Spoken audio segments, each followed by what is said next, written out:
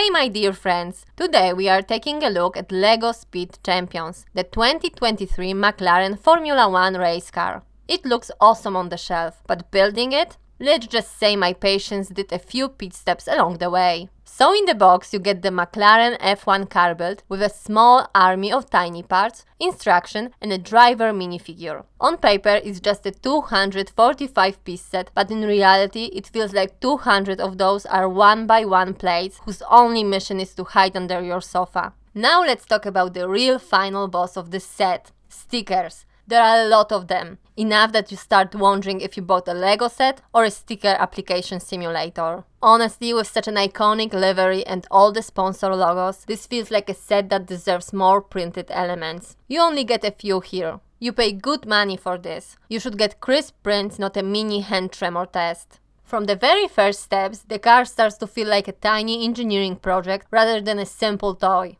You get some really nice shaping for this scale, but it comes at a price. You're constantly lining up teeny tiny elements, and one wrong nudge and pieces try to disassemble themselves.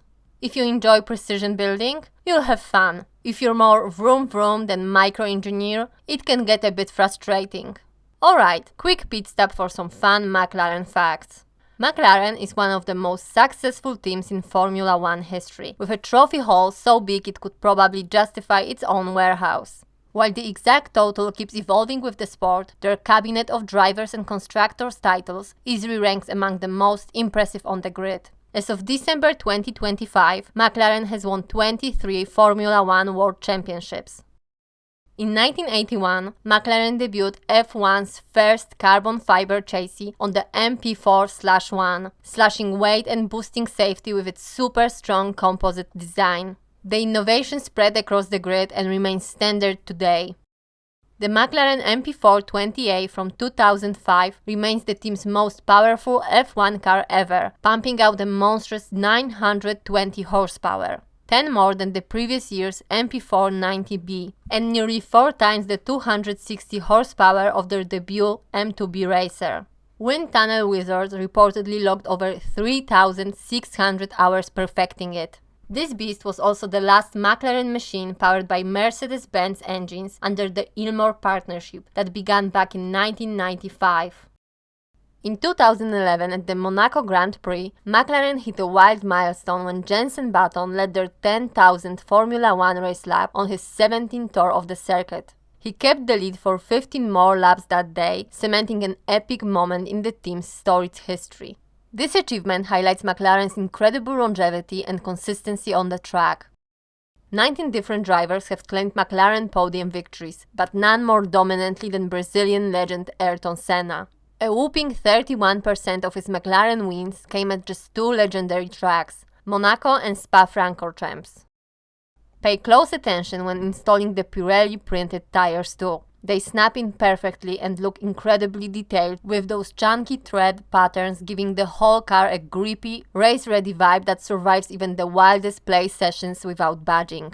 But when you finally survive the tiny parts and win the sticker war, the finished model looks really nice. The stance is low and aggressive, the papaya and black color scheme pops, and from most angles it absolutely screams modern F1 car. On a shelf next to other Speed Champions sets, it fits right in, and it's one of those models that makes you go, okay, yeah, that was kind of worth the pain. You also get a McLaren driver minifig to drop into the cockpit. It's a fun little extra, and if you're into play rather than just display, you can absolutely zoom this thing around your desk while pretending you're on pole position. Who is this set for? If you love McLaren, F1 or Speed Champions in general, and you don't mind a fiddly build with a ton of stickers, this is a really cool addition to your collection. If you hate stickers with a passion or get annoyed by lots of tiny pieces, this might not be your most relaxing evening build. For me, the building process was a bit frustrating, but the final model looks great and has real presence on display. I just wish LEGO had given us more printed elements and fewer chances to ruin a sticker at the last second. Let me know in the comments, are you team stickers are fine or team print everything please?